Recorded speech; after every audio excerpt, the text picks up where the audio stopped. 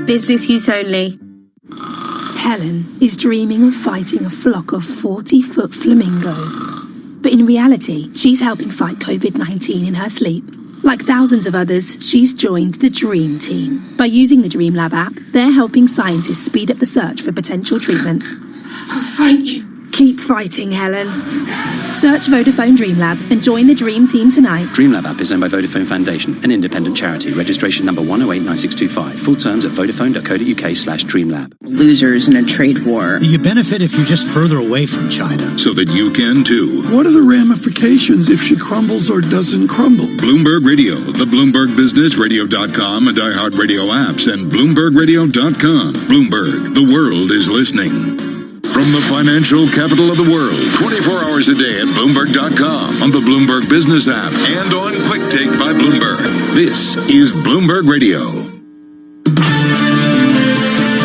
This is Bloomberg Surveillance Economics. There's no other way to say the world economy is in awful shape. Whether it's a few months or 18 months, eventually it will come to an end. The economy will revive. Finance. Many people take the Fed to task. I think the Fed should be applauded. We only have limited tools. It's up to the fiscal authorities to do something about it. Investment. In a couple of years from now, things are going to be back to probably where they were at the very beginning. Bloomberg Surveillance with Tom Keene and Paul Sweeney on Bloomberg Radio. Good morning, everyone. Paul Sweeney and Tom Keene, Bloomberg Surveillance, on this Monday after a most historic jobs report and the work over the weekend by economists. So I'm not going to mince words. It was grim about the 30 days forward on the American labor challenges of the market. Certainly, we've seen buoyant stocks, but we see a pullback this morning with the VIX out 3 big figures, which shows you the risk-off feel of the last 3 hours. Bloomberg Surveillance this morning brought to you by Cohn-Resnick Advisory Assurance Tax.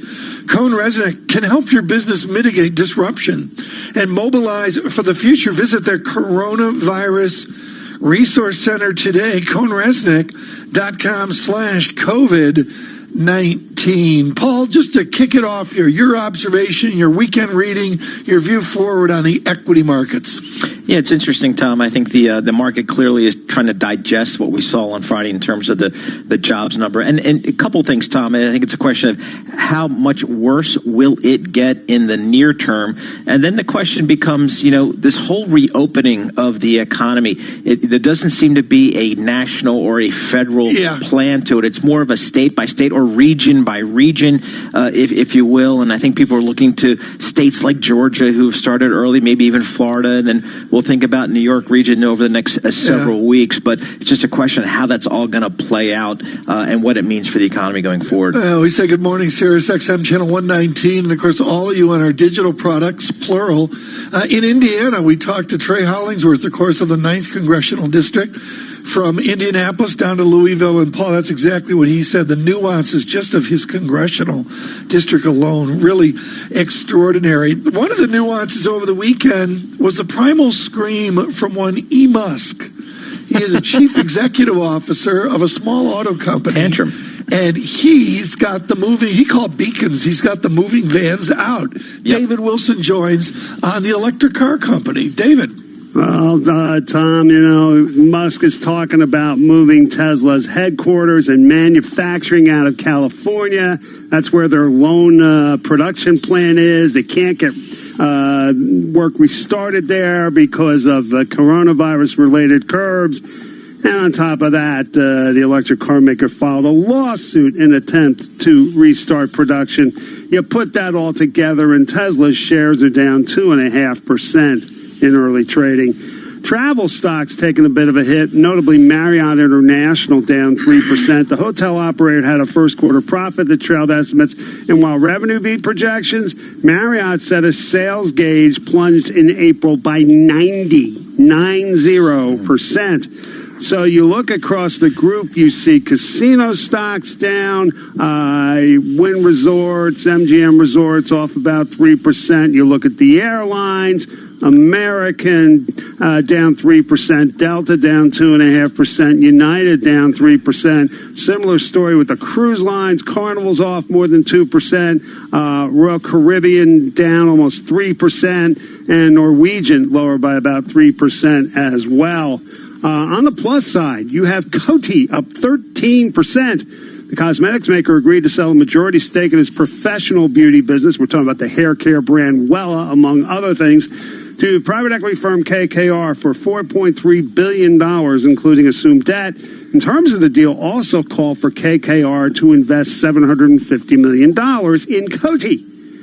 You got General Mills up 1.5%. The maker of cereal and other foods raised this year's sales and earnings forecast to reflect growing demand from consumers staying at home.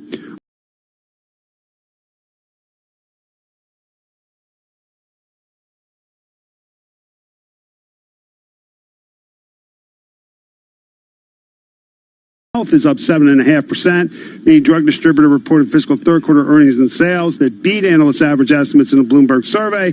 Cardinal Health reaffirmed forecasts for the year and raised its dividend. Mylan's up 3.5%. The generic drug maker reiterated full-year projections after posting first quarter results. Under Armour, on the other hand, is down. It's one of these companies with two classes of publicly traded shares. The voting shares, ticker UAA, taking the bigger hit. They're down almost 10%. The athletic wear maker posted a wider first quarter loss than analysts expected amid the slowest sales in about 5 years. You've got Macy's actually lower by about 0.75%, even though a Czech billionaire, where Daniel Kretinsky, disclosed a 5% stake in the department store owner. Now, the purchase was made by Kretinsky's Vesa equity investment, which became one of Macy's top 5 shareholders.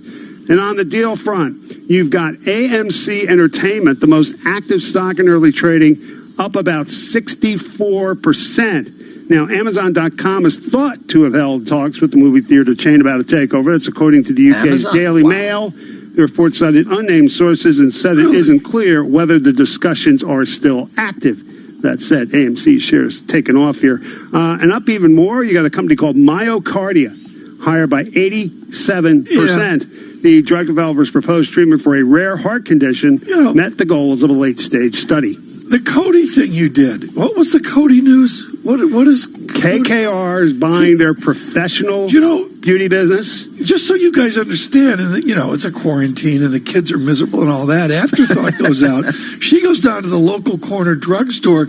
I think she's writing a check directly to Henry Kravis. I mean, the amount of makeup that's coming out of that store, no doubt all of it Coty brand. I'm sure of that. But, Paul, it's just absolutely incredible. She said, "Who's Mr. Kravis?" And I said, right. We know who Mr. Kravis is, but she does not. She's writing the check directly out to Coty and Mr. Kravis this morning. Bloomberg Stocks editor Dave Wilson, thank you so much for that. We appreciate it. Tom, so, as we think about the economic impact from the pandemic and, how companies are responding, we're seeing a lot of companies really focusing on their balance sheet, really focusing on liquidity, being able to pay the bills. The question is, what do you do about your shareholders? Do you pay your dividends or do you pay your employees? How do you think about the cash? So we think about Arthur Levitt, former chairman of the Securities and Exchange Commission, and, of course, a Bloomberg LP board member. So, Mr. Levitt, when you think about companies today, they're really thinking about, what do I do with my cash and my liquidity? Who do I pay? How do I conserve it? Do I pay my employees? Do I pay my shareholders? What do you think companies are doing right now? What's the focus? I think the focus of the lion's share of dividends is going to higher income Americans.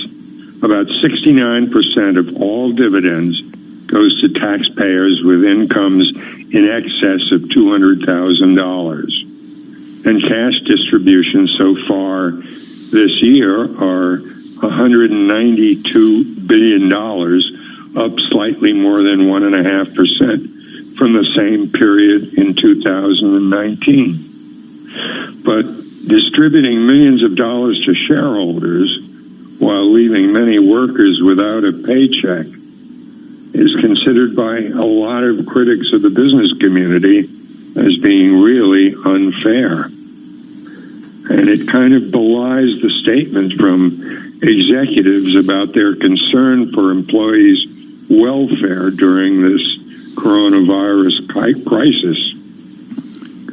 An example of that is Caterpillar, which announced a $500 million distribution to shareholders about 2 weeks after indicating that they were closing operations at a number of plants. I mean, Arthur, this is really important. And what is your reading of what corporations used to do? There was a time where the ratio of CEO pay was not as extreme. You know, we know all the incentives of capital gains treatment and share treatment and the way people are compensated today. If there had been a pandemic when you were running the American Stock Exchange, how would have Wall Street and corporate America reacted? I think that in that era, corporate America was more concerned with their image than they are today.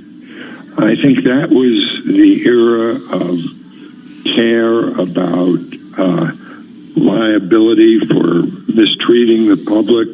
That was the era when the Business Roundtable and the American Business Conference for smaller companies were very concerned about how the public saw them, much more so than the present environment. So, Arthur, we are seeing, executives across various industries kind of, giving back or taking pay cuts. Is that something that is real, or is it just kind of just lip service? Well, I think it's real, but how much of that really balances off with the fact that dividends are going to higher income Americans, and 69% of all dividends going to taxpayers who have incomes in excess of $200,000. I think that's where the balance is. Only 48 companies have discontinued, cut, or omitted their dividends. Arthur, stay healthy. He's a former chairman of the Securities Exchange Commission. Arthur Levitt, Bloomberg LP board member as well. With our news in New York City, here's Michael Barr. Tom, Paul, thank you very much. A leading model has increased its U.S. coronavirus death toll projection again as governors continue lifting measures toward a reopening. The model from the Institute for Health Metrics and Evaluation at the University of Washington now forecasts more than 137,000 Americans will die by early August. Experts say that rise is largely due to Americans moving around more. Ohio is allowing most retail to reopen tomorrow. Lieutenant Governor John Husted. We learned a lot from going through the first 8 weeks of this on how to keep people safe. Many businesses were open. We will require 6-foot distancing. We will require masks in many cases. Also disinfecting. There are going to be very stringent rules for how we go back to work and how we act as consumers. And as that begins to open up, we will open up the Ohio economy, but we also keep in mind we want to keep people safe as well. Husted says there are risks no matter what his state does. Comedy veteran Jerry Stiller, who launched his career opposite wife Ann Mira, has died. Stiller played the hysterically high-strung Frank Costanza on Seinfeld. Kramer made a pass at me. Kramer made a pass at you? You're crazy. I'm not crazy. He stopped short and made a grab. He stopped short? That's my move. I'm going to kill him. Stiller was also in the hit sitcom The King of Queens. His son, Ben Stiller, announced on Twitter that his father died of natural causes at age 92. Global news 24 hours a day on air and on Quick Take by Bloomberg, powered by more than 2,700 journalists and analysts in more than 120 countries. I'm Michael Barr. This is Bloomberg. Tom, Paul. Michael Barr, thank you so much. We appreciate that. Jerry Stiller, Tom, that's big. I mean, the Festivus for the rest of us. It is for our global audience. It is the fabric of this city. And whether it's Tom's Diner up past Columbia University, good morning, Suzanne Vega, or all the other images of that show in this city, it's truly part of the fabric of the city. That's right. At a different time, at different place. It just feels like right now. Tom, let's get a quick data check here as we try to get this market open over the next 17 minutes. Paul, I got good news. It's raining now. It's not snowing. Yeah, it's not exactly. We were driving through the snow on Friday. It was just extraordinary on May 9th or whatever it was. The S&P down 32 points, Tom. We have the Dow down about 266 points. That's 24,000. Let's call it 0.15 on the Dow Jones Industrial, keeping that 24,000 level. NASDAQ down about 0.8%, 75 points, 91.42. Bonds pretty much unchanged right here. Oil up just slightly, $25 a barrel, let's call it. This is Bloomberg. President of the Jewish Communal Fund, Zoya Raines, and her husband Robert Friedman, Jewish activists and philanthropists, talk about why they chose the Jewish Communal Fund for their charitable giving. As very busy working parents, we wanted to focus more on the charity part of it and wanted to focus more on our children and less on the administration. The Jewish Communal Fund is one of the oldest and largest donor-advised funds, but at the same time, they're totally up-to-date and have state-of-the-art systems for us to access and manage our contributions online. The assets in our fund at the JCF grow tax-free, so we can generate more charitable dollars to support the charities that we care about most. Let JCF minimize your taxes and maximize your charitable giving. We're incredibly passionate about our charity, and the JCF allows us to focus more on the charity and less on the administration and the headaches. For more information about Jewish Communal Fund, visit our website at jcfny.org and request a new fund kit. Not completing high school is more of a social thing than it was an academic thing. I came out in the 11th grade. Nobody was embracing you. The kids were cruel. It was very difficult to be gay. Even though all these years have passed, I still had that longing to have my diploma. The hard part was determining that I was going to do it, but I definitely didn't do it alone. At age 30, with the help of her mentor, Carissa finished her high school diploma. I have a mentor, Maria. She convinced me to continue my education and to finish what I started to get my diploma. Just never judges. She's a true role model. If you're even considering getting your high school diploma, go get it. You can do it. No one gets a diploma alone. If you're thinking of finishing your high school diploma, you have help.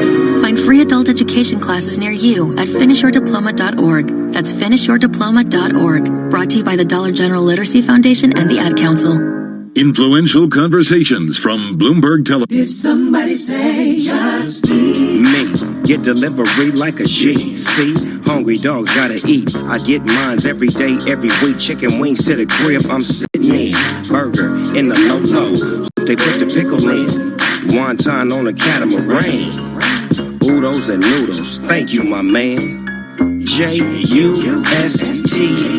Somebody say just eat. The garden tools that mean you can grow your own. The fire pit that turns tea time into an alfresco dining experience. The paddling pool that turns your back garden into a water park. With a choice of ways to pay, you can make the most of family time. You can say yes when it matters most at very.co.uk. Goods and services provided by Shop Direct Home Shopping Limited. Credit provided. Subject to status by Shop Direct Finance Company Limited. 18+. This is a message from the government about the emergency measures to support the economy during the period of disruption caused by the coronavirus. To help you, your business, and your workers affected, you can apply for cash grants, business rate holidays, statutory sick pay relief packages, as well as the coronavirus job retention and self-employment income support schemes. For information, go to gov.uk/business-support now. News 24 hours a day at Bloomberg.com, the Bloomberg Business app, and on Quick Take by Bloomberg. This is a Bloomberg Business Flash. And I'm Karen Moscow, and U.S. stock index futures are retreating alongside European shares as investors weigh the latest moves around the globe to relax restrictions for the coronavirus. Oil erased an earlier loss as Saudi Arabia announced it will cut extra oil output in June. We check the markets every 15 minutes estimates throughout the trading day on Bloomberg. Right now, S&P futures are down about 30 points. Dow futures down 246 and NASDAQ futures down 70. The DAX in Germany is down 1.1%. 10-year Treasury, little change, yield 0.68%. Yield on the 2-year, 0.14%. NYMEX crude oil is up 0.7% or 18 cents at $24.92 a barrel. COMEX gold is down 0.4% or $7.20 at $17.0650 an ounce. The euro is at 1.0830 against the dollar. British pound 1.2336 and the yen is at 107.40. Chesapeake Energy discarded its full-year outlook and revived concerns it may fail hiring advisors to evaluate strategic alternatives that could include restructuring. And we continue to watch AMC up 61% in early trading after weekend reports from the Daily Mail suggest Amazon is thought to have held talks about a potential takeover of AMC. And that's a Bloomberg Business Flash. Tom and Paul. Karen, thank you so much. Paul Sweeney and Tom Keene, and what we try to do through this pandemic is speak to medical professionals. Major shout out Peter Hotez at Baylor, who was very active this weekend out on social media, educating all of us on vaccines, and that is certainly the hope for it, is to get to a vaccine, as we learned decades and decades and decades ago with something like polio as well. Right here we speak at the Johns Hopkins University, their Bloomberg School of Public Health, and of course that is Michael Bloomberg, the founder of Bloomberg LP, this radio and television operation as well, his philanthropy to his alma mater and engineering school at Johns Hopkins. But it goes much further than that.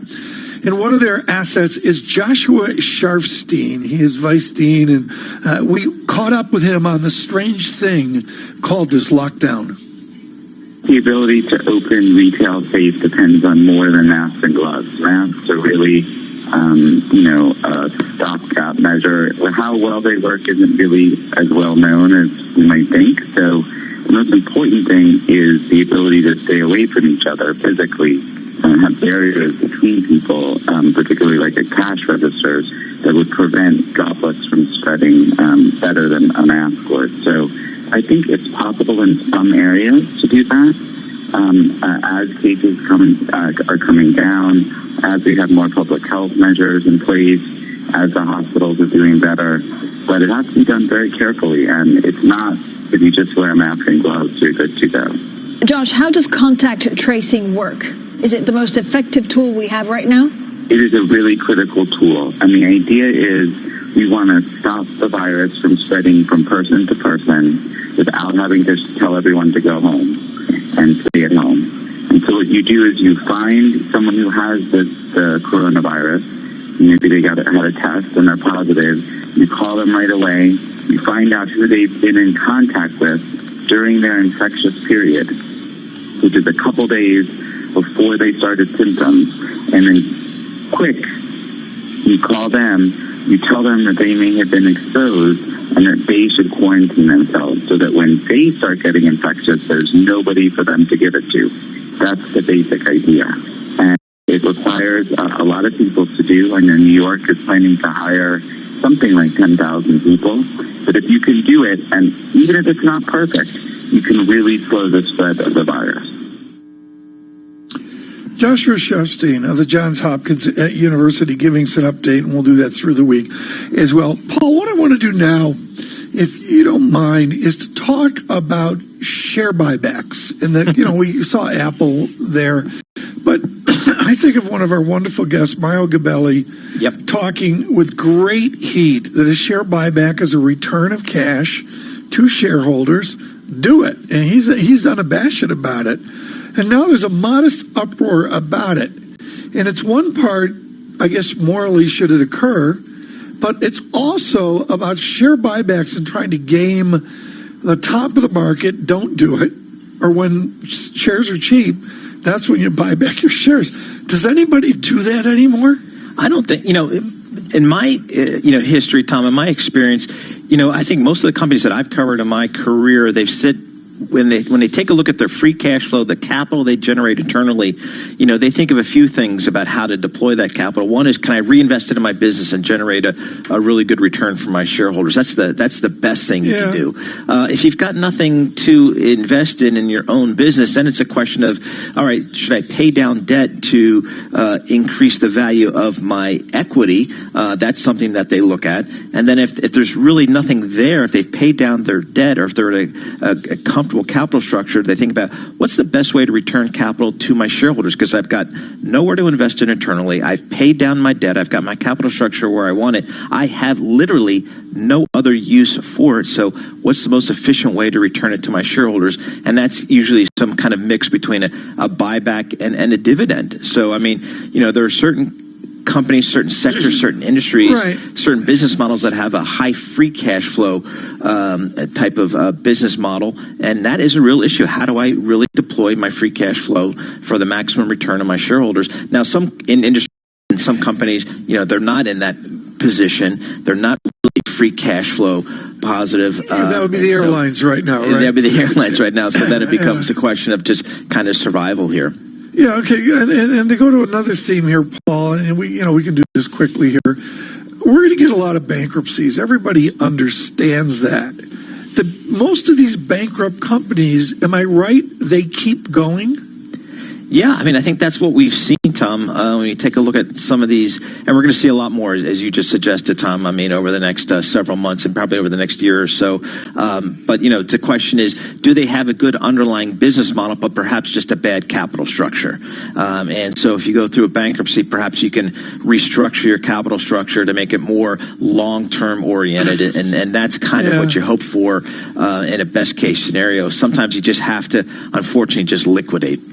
Well, you liquidate, but a lot of these companies have a lot of debt. Some have some debt, some have more debt, some have a lot of debt. Okay, fine. The debt goes away, right?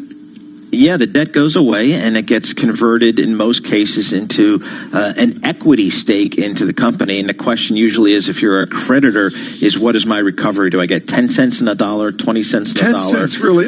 So if they invested $100 million, they're only going to get $10 million back. 10 million of equity, and who knows whether that equity will be worth anything 6-12 months from now. So that's that's why equity is soft and credit is hard. It's if you're a creditor and the business goes south, that's a real issue. So but that distressed debt market is going to get a lot more active, I think, Tom. A little distress in the market today as well. 3 big figures on the VIX, and of course that was a huge close in the VIX of optimism on Friday. 30.88, rounded up to 31 if you're keeping score at home. 2.90 points. S&P futures negative 29, Dow futures negative 238. Still, Dow futures still above 24,000. That's remarkable. What I've seen in the last hour, yield, the 2-year yield, it comes in 0.1469. This is Bloomberg. Asset managers who seize change to launch new strategies, add distribution channels, or exploit new technology to re-engineer the investor experience are often rewarded. However, in an industry paralyzed with complexity, few act with agility or decisively. Few run their business strategically. Yet, the most competitive managers in the market know, with the right partner and a flexible operating platform, you can. Go boldly toward change with SEI Investment Manager Services. Determination and operational strength are both essential factors for growth in asset management. I'm Steve Meyer, President and Head of SEI's Investment Manager Services Division. We know that disruptive forces create opportunities around the world. If you see potential in change, our industry specialists will maximize SEI's integrated platform of data and risk management, global investment operations, compliance support, and investor services to position your asset management business for success. Come grow with us. With SEI Investment Manager Services, you lead the charge in a competitive marketplace. Learn more at SEIC.com/seize change. Business is constantly evolving. Is your financial printer evolving to keep ahead of the curve? At Command Financial, we are redefining financial printing by providing industry-leading expertise, leveraging technology, and honing processes and best practices. Every day, Command helps SEC registrants, as well as members of their working groups, including securities attorneys and investment bankers, prepare, file, and disseminate regulatory and disclosure documents, such as registration statements, M&A documents, and mutual fund prospectuses and reports. Command provides a full range of services to help you effectively complete your deal, meet your disclosure requirements, and achieve your shareholder communications objectives. Visit our website at commandfinancial.com and learn how we're evolving, not only with the times, but also with your business requirements. Command Financial, redefining financial printing. This is a Bloomberg Money Minute. Did somebody say just me? Get delivery like a G. See, hungry dogs gotta eat. I get mines every day, every week. Chicken wings to the crib, I'm sitting in. Burger in the low. Hope they put the pickle in. Wonton on a catamaran. Oodles and noodles, thank you, my man. Justeat. Somebody say just eat. This is a message from the government about the emergency measures to support the economy during the period of disruption caused by the coronavirus. To help you, your business, and your workers affected, you can apply for cash grants, business rate holidays, statutory sick pay relief packages, as well as the coronavirus job retention and self-employment income support schemes. For information, go to gov.uk/business-support now. A half-price dream holiday, wouldn't want to miss that. A takeaway for free, wouldn't want to miss that. And 30 gigs data for just £10 a month on Smarty Mobile. You definitely don't want to miss that. Our Smarty SIM comes packed with 30 gigs of data and unlimited calls and texts for just £10 a month on a 1-month plan. That's why Smarty won Best Value SIM-only network in the USwitch Mobile Awards 2020. Don't miss out. Search Smarty Mobile. Smarty. Simple, honest mobile. Smarty.co.uk. For more than 20 years, Asda supported our communities. We've raised over £23 million for Fair Share and the Trussell Trust. And recently, we've donated supplies to frontline NHS workers and carers. We've always been proud to serve those around us. Visit asda.com/creating change for better. Asda, we're all in this together. Broadcasting live from the Bloomberg Interactive Brokers Studio in New York. Bloomberg 1130 to Washington, D.C. Bloomberg 99.1 to Boston. Bloomberg 1061 to San Francisco. Bloomberg 960 to the country. Sirius XM Channel 119 and around the globe. The Bloomberg Business app and BloombergRadio.com. This is Bloomberg Surveillance. And good morning. I'm Karen Moscow along with Tom Keene and Paul Sweeney. And the opening bell is brought to you by SEI. Since its founding 50 years ago, SEI has provided investment managers and asset owners with robust infrastructure platforms and flexible outsourcing solutions. Go to SEIC.com/IMS. And the S&P 500 is lower at the open. It's down 0.8% on 23 points at 2906. The Dow Jones Industrial Average down 0.9% or 210 points at 24,122. And the Nasdaq's down 0.6% or 59 points at 9060. The 10-year Treasury up 1/32. The yield 0.67%. The yield on the 2-year 0.14%. NYMEX crude oil is up 1.9% up 47 cents at $25.20 a barrel. COMEX gold down 0.4% or $6.60 at $17.0720 an ounce. The euro 1.0831 against the dollar. The yen is at 107.37. Tom and Paul. Karen Moscow, thank you so much. We appreciate that. Tom, let's go across the pond right now and talk about equities, European equities. We can do that with Tim Craighead, Senior European Equity Strategist for Bloomberg Intelligence. He's been on the street for decades. He's seen a cycle or two. Tim, thanks so much for joining us here. So as you talk to your European institutional investor clients, are they just looking past, the next couple of quarters and just focusing on 2021? Totally, Paul. This quarter, the second quarter, 2020, are all basically considered throwaway years. You can look at this from the standpoint of valuation, which is super high on 2020 earnings expectations, like 2 standard deviations high.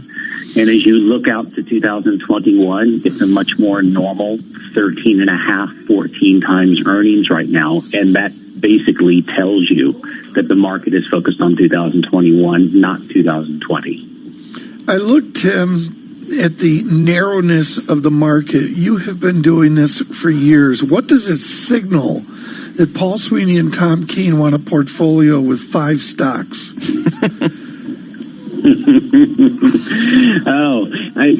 It's an interesting thing looking at the rally we've had, Tom. 2 things in particular jump out to me within the context of what you said about narrowness. Number one, this hasn't been a drop and a recovery in Europe like you've seen in the U.S., where, you're up 30% from the bottom. We're up 22, but if you miss the first 3 or 4 days, you basically have nothing. So interesting. That first couple of days was risk on cyclicals, energy in particular. Since then, it's been all on defensives. It's high quality, it's healthcare, it's growth. Think pharmaceuticals. Think high quality consumer staples. That's where the market lives. We haven't seen yet an inflection in cyclical earnings. We don't have technology over here like you have in the U.S. And until we see the inflection in cyclicals, I think it stays with high quality. So, Tim, one of the things that's been certainly over here in the U.S., and I think globally, it's just been, in terms of the market rallying off of the bottom and retracing, call it half of the decline from the peak, has been the sense that the U.S. Federal Reserve is going to be there backstopping this market. Talk to us about how European investors view the ECB and its role in kind of trying to deal with the economic impacts from this pandemic. Yeah, it's a really good question, Paul. I think one way you can think about this is to look at volatility. We've seen the V2X, which is our version of the VIX, right? We've seen the V2X drop from over 80 down to 31.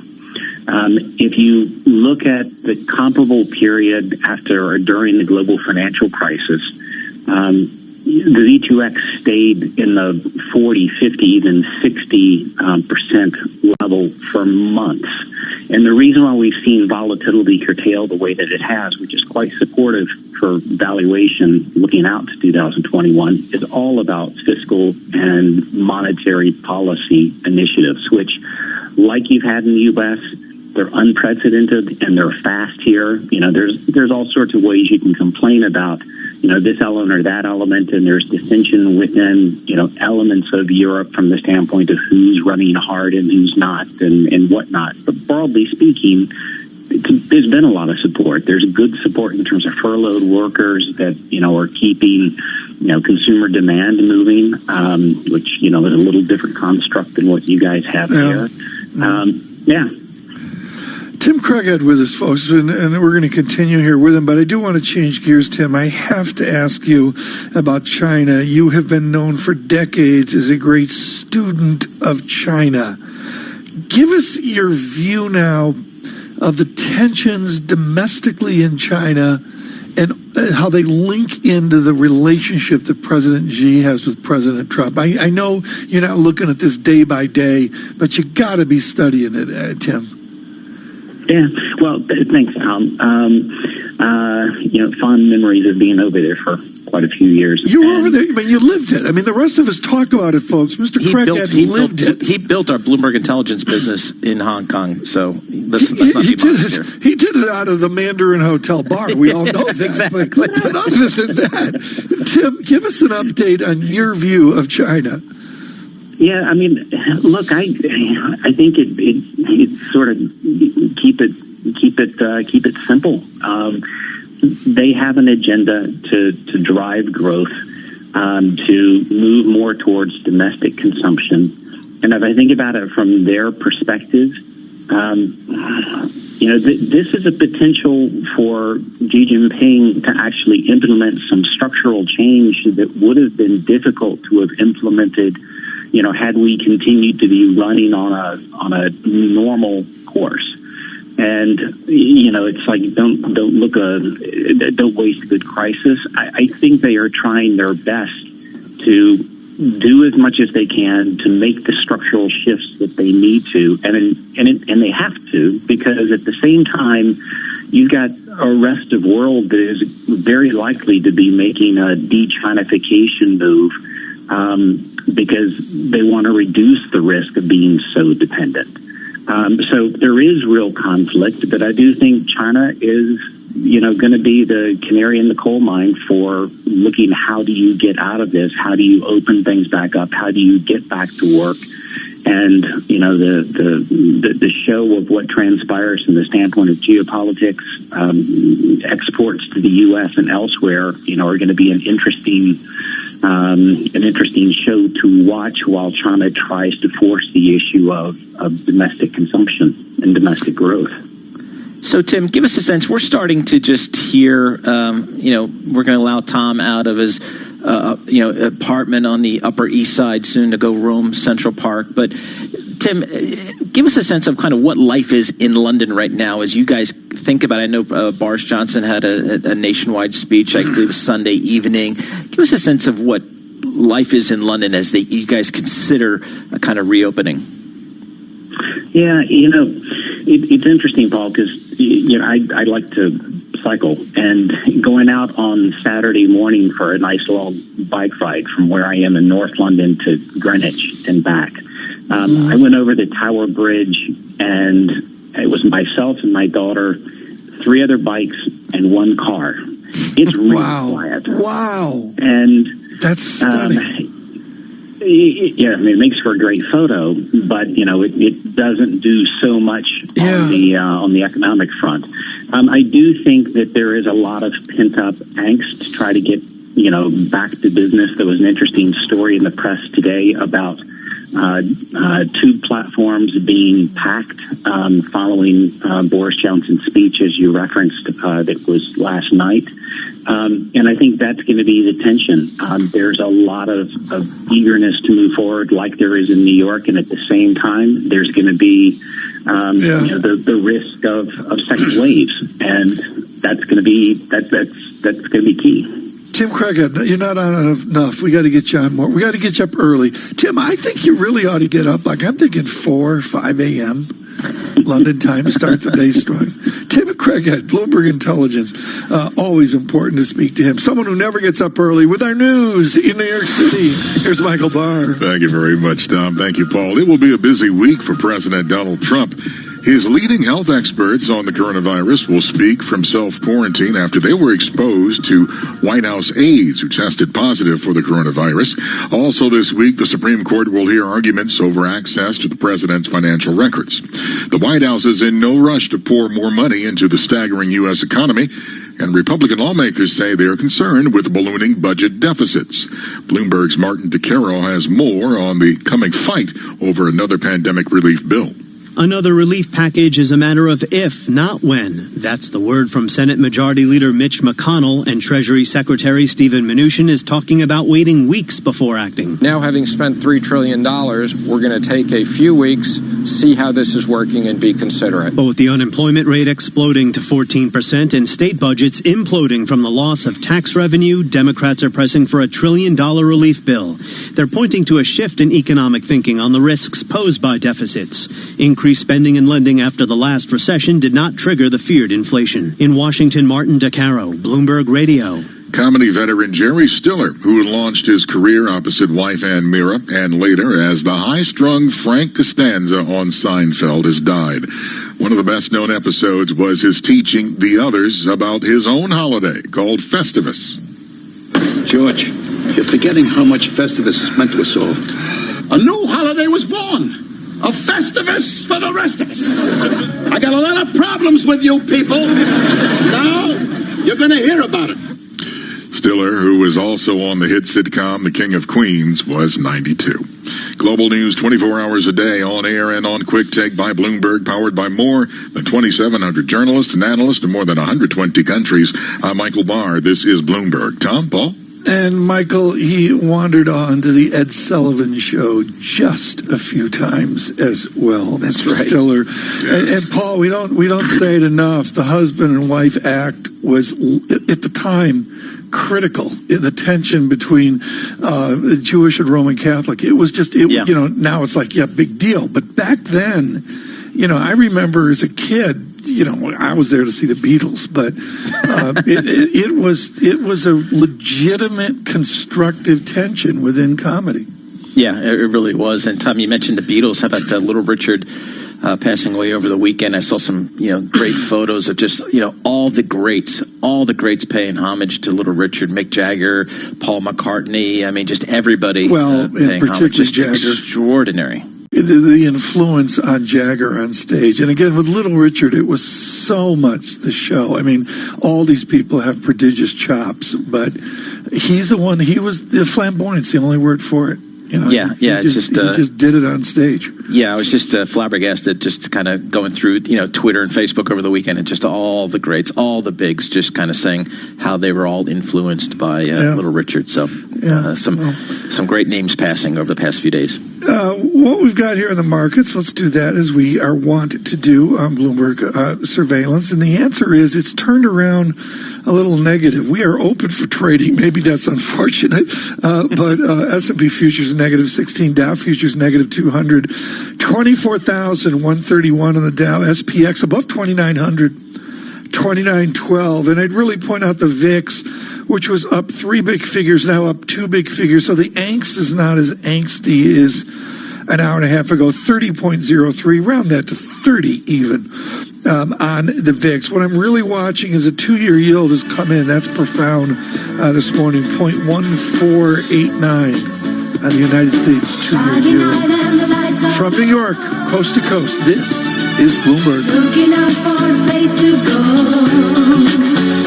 This is a Bloomberg Pursuits look at luxury. High-end home prices in New York, London, Hong Kong, Vancouver, Singapore have dipped in the first quarter of this year, according to a Knight Frank report, while the market as a whole is broadly stagnant.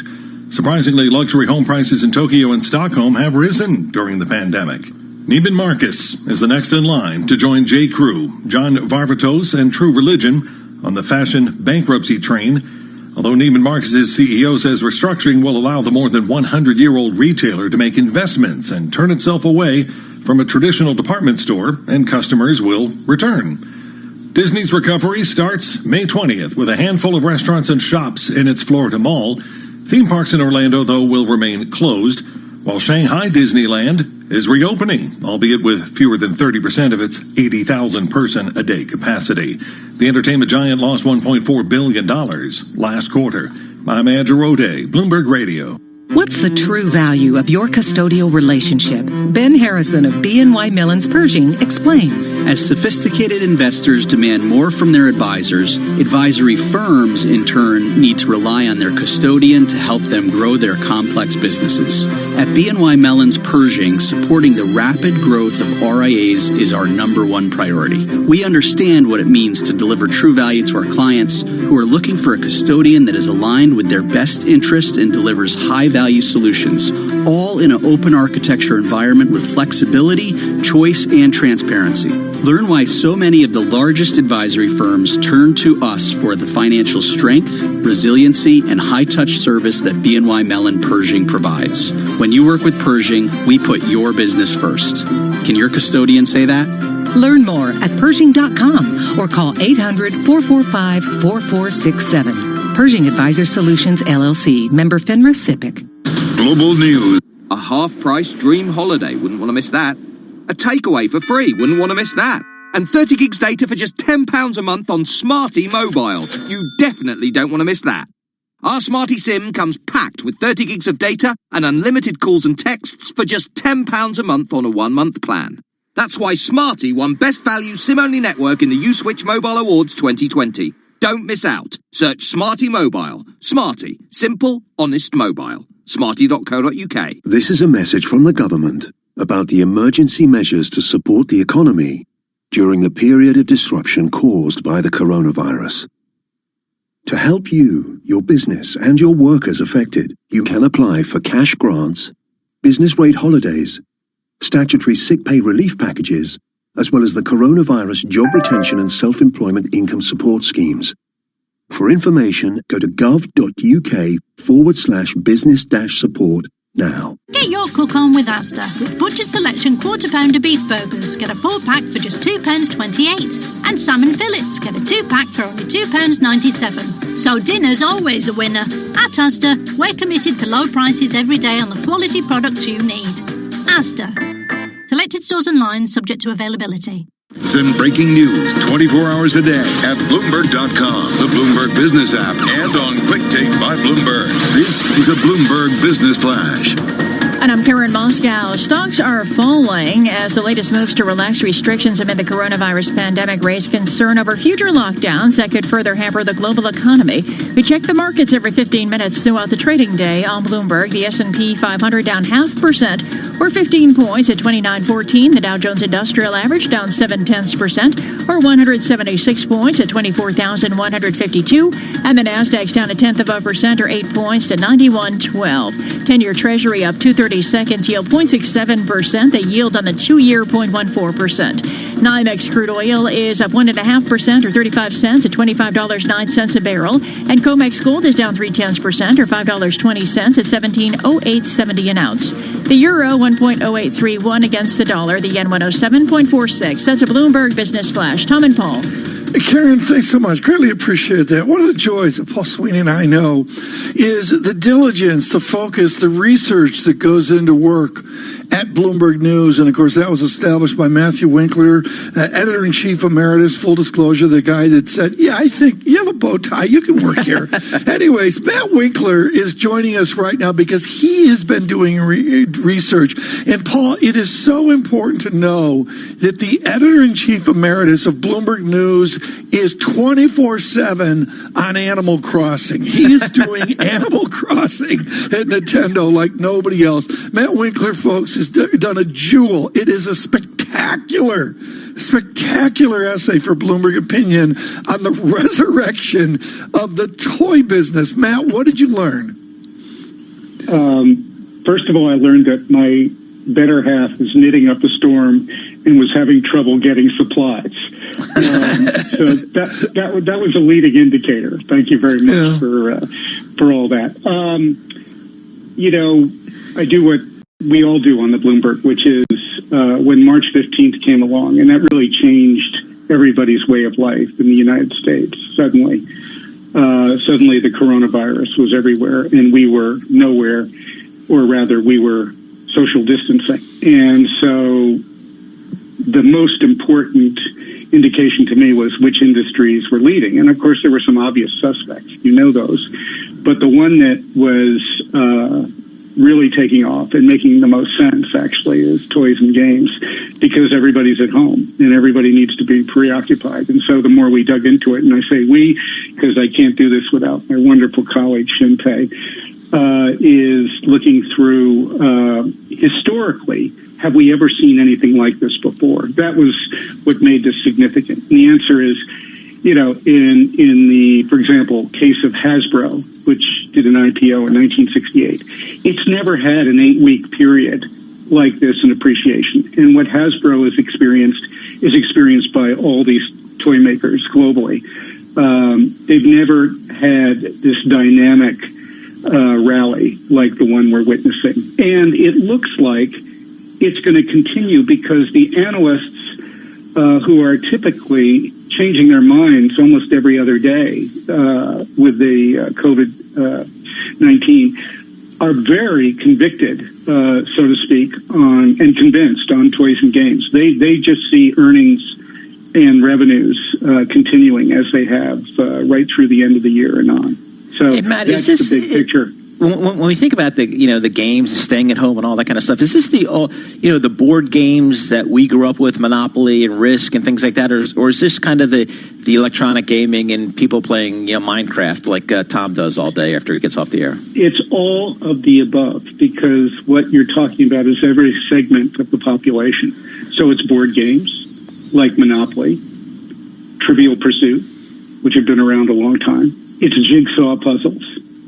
It's certainly every video game that you've ever heard of. Nintendo particularly is benefiting from this. It's essentially every part of the population needs to be amused because what else is there to do? And that's why these companies are all doing as well as they are. And we've never seen anything quite like that before, that it's so broad-based. You know, if you go back to 2007, for example, that was the last time the industry itself was outperforming. However, that was at a time when the global economy, you know, was growing at a rate of 5.2%. Nobody saw the financial crisis coming the way it did. And people on 4 continents were embracing video games like they hadn't before. So that was a completely different environment than the one we're in now. Matt, I got time for one more question, and I say this with great respect. I look at what John Micklethwait, Rado Gregori, Marty Schenker are doing and keeping Bloomberg News going during this pandemic. How do you feel this will turn out for newspapers, for local news, for, you know, it's been a struggle for the news business for 20 years, I'm going to say, and certainly brutal in the last 10. What does this pandemic do for traditional news forward?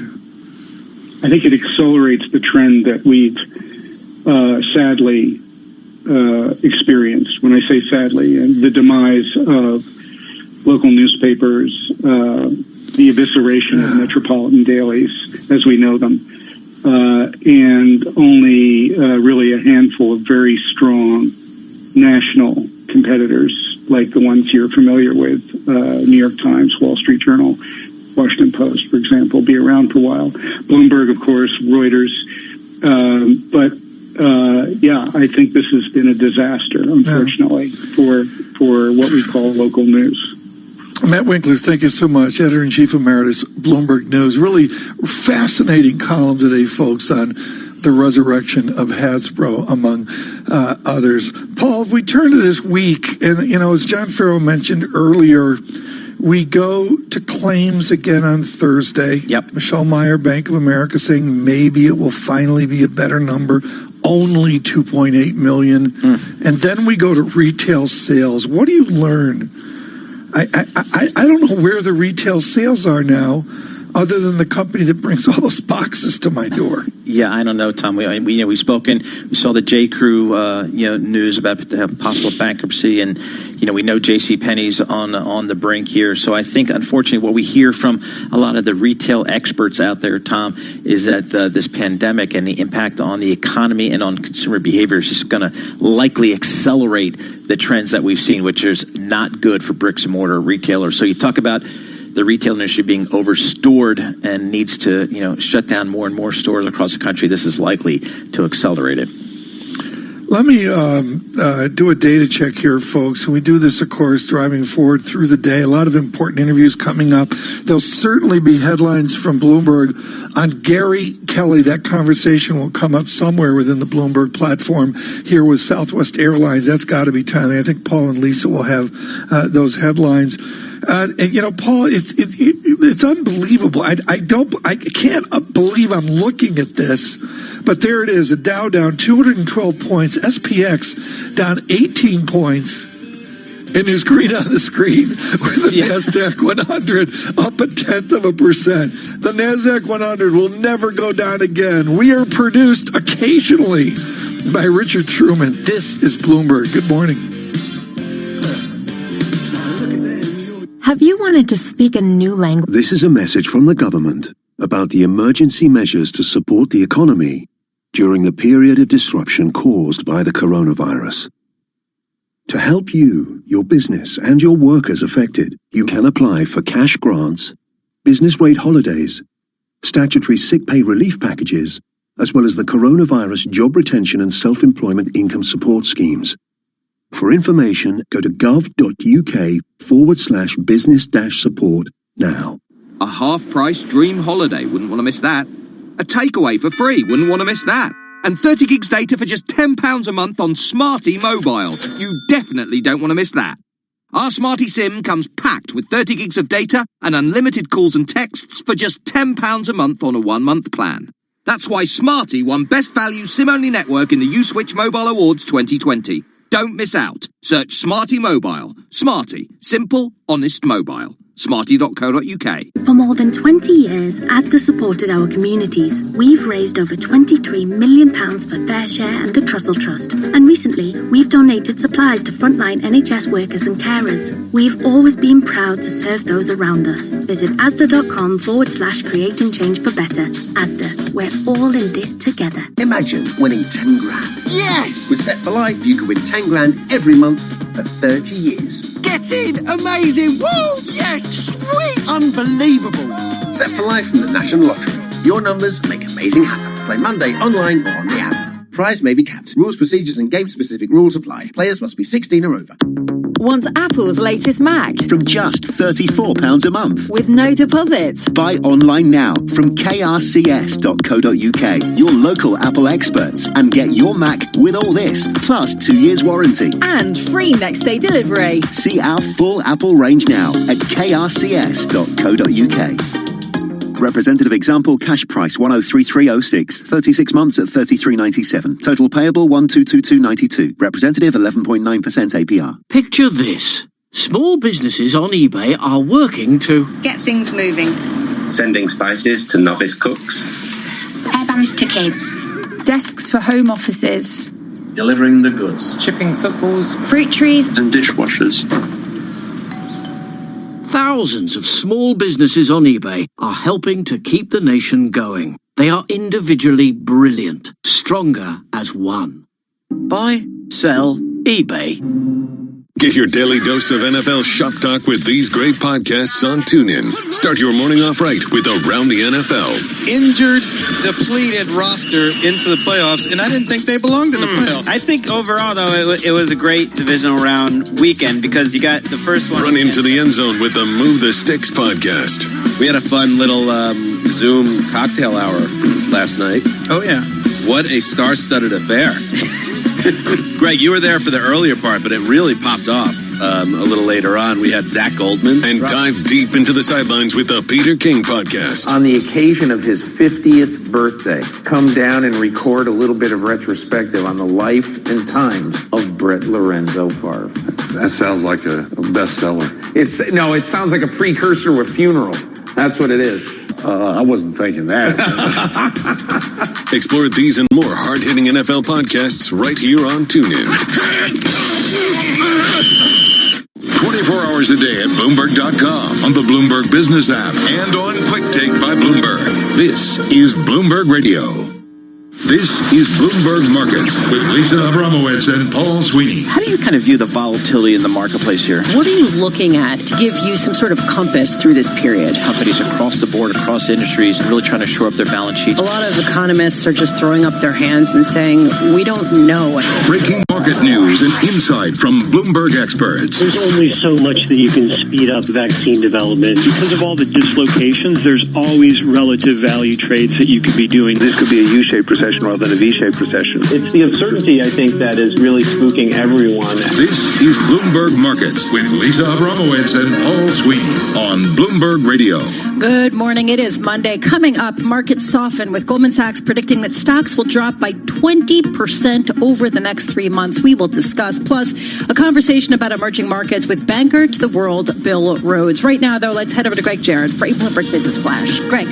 Good Monday to you, Lisa. Stocks are down a bit as the latest moves to relax restrictions amid the pandemic have raised concern over future lockdowns that could further hamper the global economy. But Joe Quinlan at Merrill Lynch Bank of America tells Bloomberg the U.S. economy is at the maximum point of pain and investors should be climbing onto the stock train selectively. 18, 24 months from now, we're going to have a totally different conversation about probably debt, inflation, and other issues. But I do think there's growth on the other side, and there's opportunities now to put money to work. We check the markets every 15 minutes throughout the trading day. The S&P is down 0.6%, down 19. The Dow is down 0.9%, down 219. And the NASDAQ is little changed, down 3. The 10-year is up 3/32 with a yield of 0.67%. West Texas Intermediate crude oil is up 0.7% at $24.91 a barrel, while COMEX gold's down 0.4% at $17.0620 an ounce. The dollar yen 107.45. The euro $1.833. and the British pound $1.2352. That's a Bloomberg Business Flash. Bloomberg Markets is underway with Lisa Abramowitz and Paul Sweeney. We appreciate that very much, Greg. Jarrett, looking forward to these markets here, a little bit risk off here to get a sense of where the real action is with the equity markets. We welcome our good friend, Bloomberg Stocks editor, Dave Wilson. Dave, what are you looking at right here? There's not a ton of action in the sense that we're kind of in a lull with first quarter earnings reports. I mean, we don't get the retailers until next week, and they sort of really bring the period to a close. So, I mean, you're left with kind of scattered results here and there. That said, I mean, the biggest gain and the biggest loss in the S&P 500 are both tied into quarterly results. The gain belongs to the drug distributor Cardinal Health, which is up almost 8.5%.